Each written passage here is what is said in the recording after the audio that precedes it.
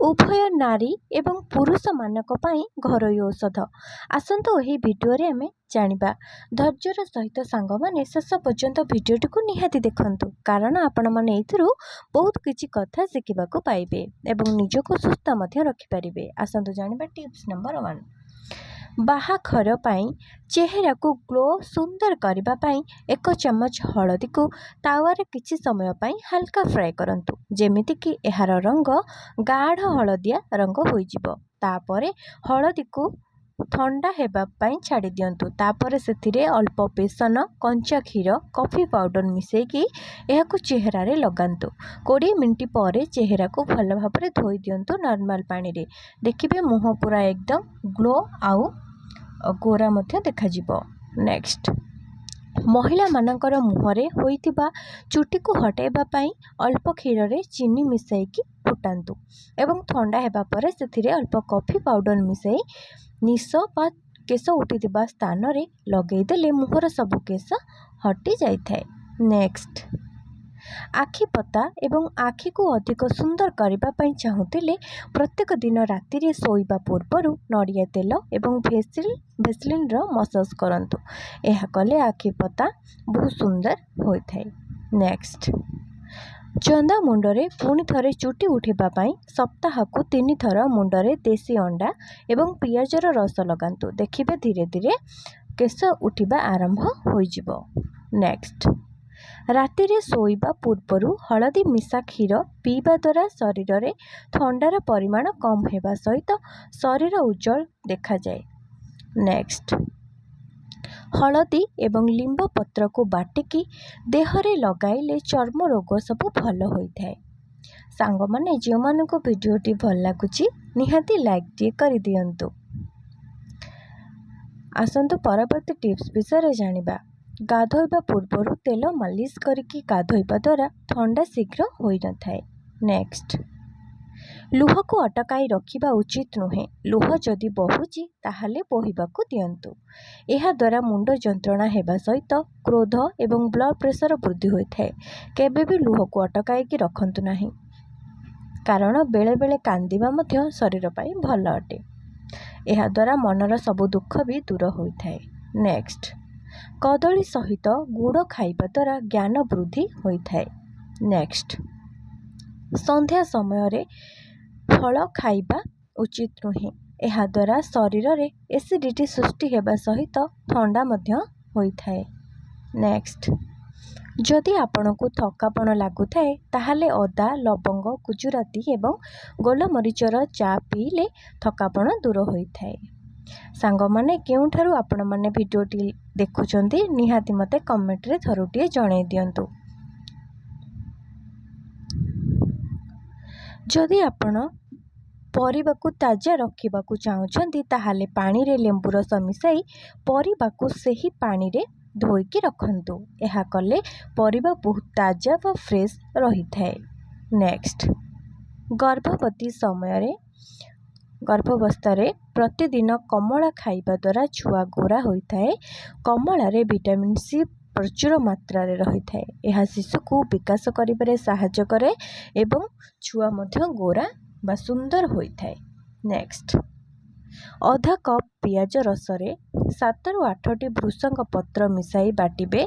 एथिरे दही 1 चमच मिसाई केश मूल रे मालिश कले केशर घनत्व 1 मास रे वृद्धि पाइथाय बा लंबा केश होइथाय। नेक्स्ट, लेंबूर चोपारे अल्प चीनी लगाई ओठरे मालिश करंतु। एथिरे ओठर कलापण दूर होइथाय। नेक्स्ट, सबुज पनिपरिबा गाजर, बीट, दही, घी एवं क्षीर रे तैयारी होइतिबा खाद्य सेवन कले आखिर रश्मि बढ़ी थाए। नेक्स्ट, जदि आपणकर शरीर को सुस्थ रखिया पई चाहुचंती तो दिन को 10 रु 12 ग्लास पानी निहाती पियंतु।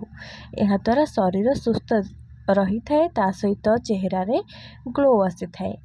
नेक्स्ट, चर्म सबुबले कुंडाई हेउथिले गोटा हळदी को गुंड करिकी गाधोइबा पूर्वरु देहरे लगाई गाधोइले चर्म कुंडाइबा भल होइथाय। नेक्स्ट, ଟମାଟୋ, କାକୁଡ଼ି ଏବଂ କଲରାକୁ ଗ୍ରାଇଣ୍ଡିଂ କରି ତାର ରସକୁ ପିଇଲେ ଡାଇବେଟିସ୍ ରୋଗ ହୋଇନଥାଏ।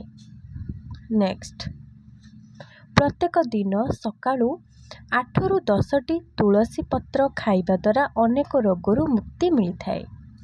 ଯେଉଁମାନଙ୍କୁ ଭିଡ଼ିଓଟି ଭଲ ଲାଗୁଛି ମୋତେ କମେଣ୍ଟରେ ନିହାତି କୁହନ୍ତୁ ଏବଂ ଭିଡ଼ିଓକୁ ଗୋଟିଏ ଲାଇକ୍ କରିଦିଅନ୍ତୁ।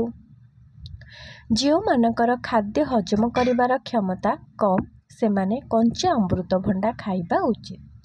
ନେକ୍ସଟ, ମାଆର କ୍ଷୀର ବୃଦ୍ଧି ପାଇଁ ଖାଇବା ସମୟରେ 5ରୁ 6 କୋଲା ରସୁଣ ଚୋବେଇକି ଖାଆନ୍ତୁ। ଏହା ଖାଇବା ଦ୍ୱାରା ଶିଶୁ ପାଇଁ କ୍ଷୀରର ଅଭାବ ରହିନଥାଏ। ନେକ୍ସଟ, ଯଦି ଖାଦ୍ୟ ଖାଇସାରିବା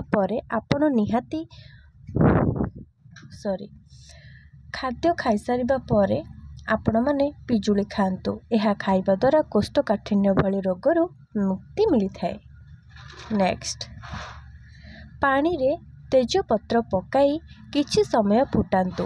ଥଣ୍ଡା ହୋଇସାରିବା ପରେ ଏହି ପାଣିକୁ ପିଅନ୍ତୁ। ପ୍ରତିଦିନ ଏହି ପାଣି ପିଇବା ଦ୍ୱାରା କିଡନୀ ସମ୍ବନ୍ଧିତ ସମସ୍ତ ସମସ୍ୟାରୁ ମୁକ୍ତି ମିଳିଥାଏ। ନେକ୍ସଟ, ପ୍ରତିଦିନ ସକାଳ ସମୟରେ ଗଜାମୁଗ ଏବଂ ଗଜାବୁଟ ଖାଇବା ଦ୍ୱାରା ଶରୀରରୁ ସବୁ ବିଷାକ୍ତ ପଦାର୍ଥ ବାହାରି ଯାଇଥାଏ ଏବଂ ରକ୍ତ ମଧ୍ୟ ସଫା ହୋଇଥାଏ। ନେକ୍ସଟ, ଥଣ୍ଡା କାଶ ସମୟରେ ତୁଳସୀ ପତ୍ରରେ ତିଆରି ହୋଇଥିବା ଚା ପିଇବା ଦ୍ୱାରା ବହୁତ ଆରାମ ମିଳିଥାଏ।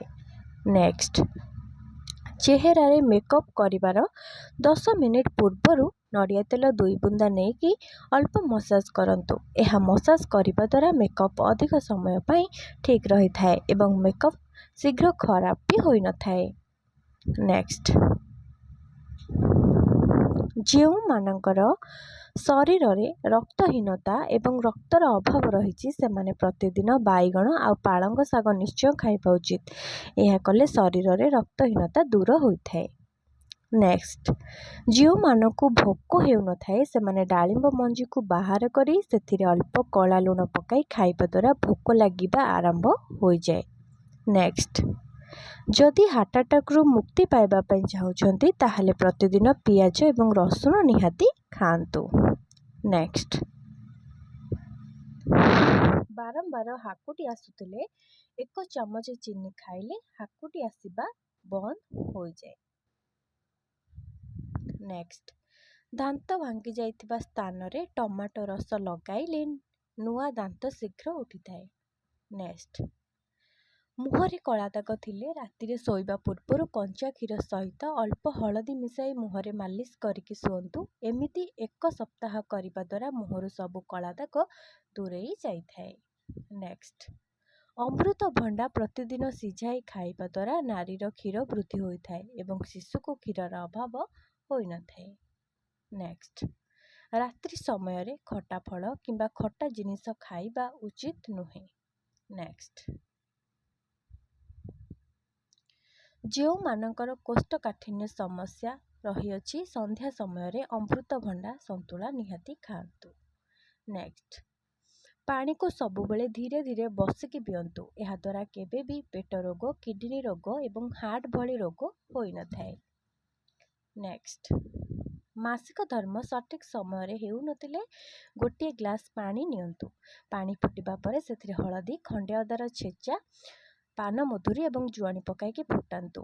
ପାଣି 1 କପ୍ ହେଲା ପର୍ଯ୍ୟନ୍ତ ଫୁଟାନ୍ତୁ। ଏହାକୁ ପରେ ଛାଣିକି ପିଇବା ଦ୍ୱାରା ମାସିକ ଧର୍ମ ଠିକ୍ ସମୟରେ ହୋଇଥାଏ।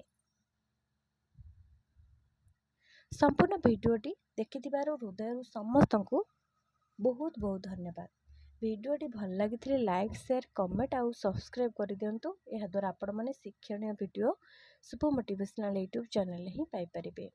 ରହୁଛି, ଜୟ ଜଗନ୍ନାଥ।